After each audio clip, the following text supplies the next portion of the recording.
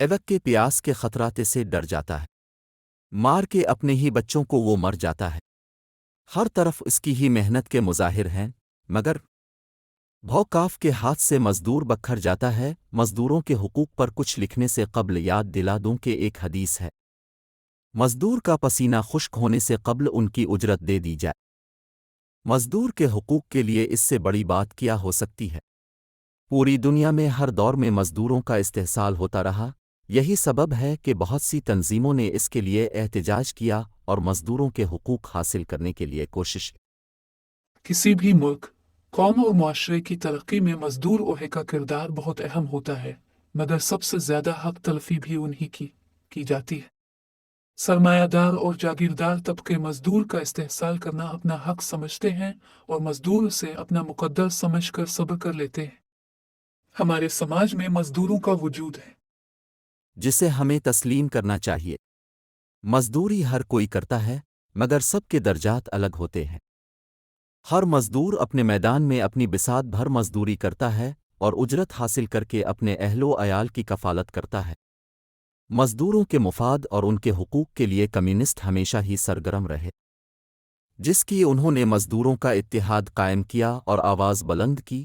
یہاں سے مزدوروں کو بھی یہ بات سمجھ میں آ گئی کہ ان کے وجود کی اہمیت ہے، اور اگر وہ اپنی خدمات پیش نہیں کریں گے تو سرمایہ داروں اور جاگیرداروں کا بھٹا بیٹھ جائے گا۔ سو جاتا ہے فٹ پاتھ پر اخبار بچھا کر، مزدور کبھی نیند کی گولی نہیں کھاتا۔ مئی کو مزدور کا عالمی دن منایا جاتا ہے، جسے لیبر ڈے کہتے ہیں۔ یہ کیوں منایا جاتا ہے اور کب سے اس پر گفتگو کی جائے تو زیادہ بہتر ہوگا۔ ماضی میں تقریباً 200 سال قبل پوری دنیا میں مزدوروں کی حالت قابل رحم تھی۔ مزدور کی زندگی جانور سے بدتر ہوا کرتی تھی۔ مزدوروں سے جانوروں کی طرح کام لیا جاتا تھا۔ دن میں 16 گھنٹے کام لیا جاتا اور مناسب اجرت بھی نہیں دی جاتی تھی۔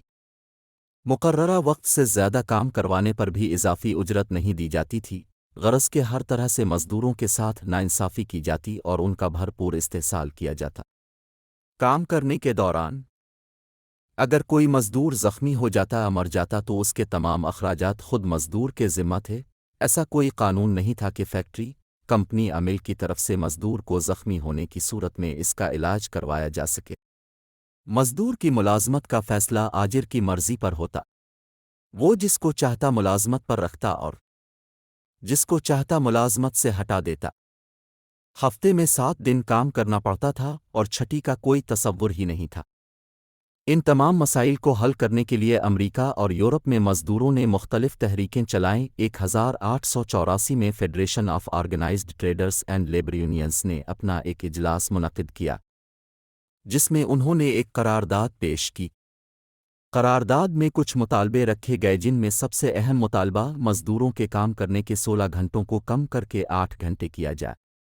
مزدوروں کا کہنا تھا 8 گھنٹے کام کے لیے، 8 گھنٹے آرام کے لیے اور 8 گھنٹے ہماری مرضی سے گزارنے کے لیے۔ اس مطالبے پر 1 مئی سے عمل کرنے کی تجویز پیش کی گئی تھی، لیکن اس مطالبہ کو تمام قانونی راستوں سے منوانے کی کوشش ناکام ہونے کی صورت میں 1 مئی ہی کو ہڑتال کا اعلان کیا گیا اور کہا جب تک مطالبات مانے نہیں جاتے یہ تحریک جاری رہے گی۔ 12 گھنٹے کام کرنے والے مزدوروں میں 8 گھنٹے کام کا نعرہ بہت مقبول ہوا۔ اسی وجہ سے اپریل 1886 تک تقریباً 2.5 لاکھ سے زیادہ مزدور اس ہڑتال میں شامل ہو گئے۔ اس تحریک کا آغاز امریکہ کے شہر شکاگو سے ہوا۔ ہڑتال سے نپٹنے کے لیے جدید اسلحہ سے لیس پولیس کی تعداد شہر میں بڑھا دی گئی۔ یہ اسلحہ اور دیگر سامان پولیس کو مقامی سرمایہ داروں نے مہیا کیا تھا۔ تاریخ کا آغاز 1 مئی سے ہو گیا۔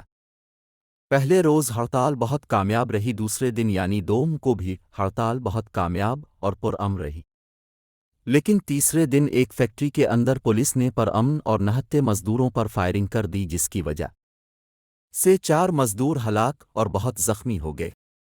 اس واقعہ کے خلاف تحریک کے منتظمین نے اگلے ہی روز 4 مئی کو ایک بڑے احتجاجی جلسے کا اعلان کیا۔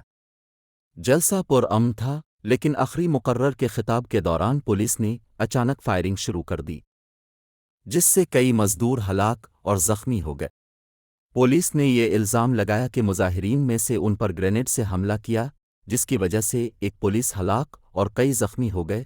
اس حملے کو بہانہ بنا کر پولیس نے گھر گھر چھاپے مارے اور بائیں بازو اور مزدور رہنماؤں کو گرفتار کر لیا۔ ایک جعلی مقدمے میں آتے مزدور رہنماؤں کو سزائے موت دی گئی تھی۔